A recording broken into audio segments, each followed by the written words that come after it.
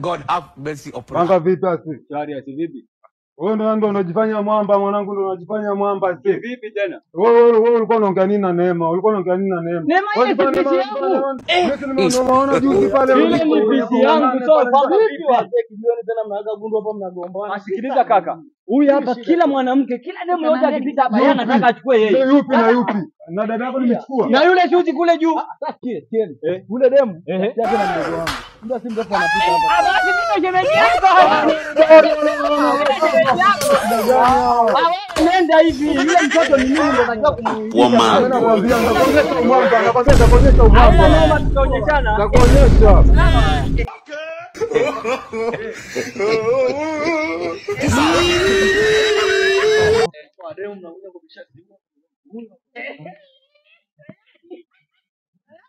Dada.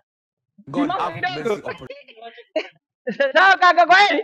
Shemeji yangu huyo. Ase friend. Sasa unajua nini? Yaani mimi kweli nakupendaga wewe. Yaani juzi nilipokuona ile jioni. Safi. Unafanya nini hapa? Achana na huyu. Huyu ni wa kwangu mimi. Huyu kama ni shemeji yako, shemeji yangu Wakati mimi ndugu zangu kwenye ukoo, familia yote na ukoo. una shida gani? Una shida gani lakini? Sasa ananielewa mimi Ule sasa. nao vipi?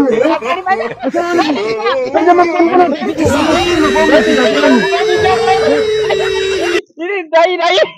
Yaani nakwambia, Kijijini kwangu kule.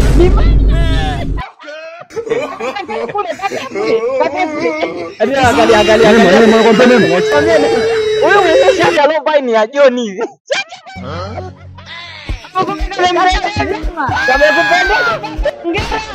Kazime tena.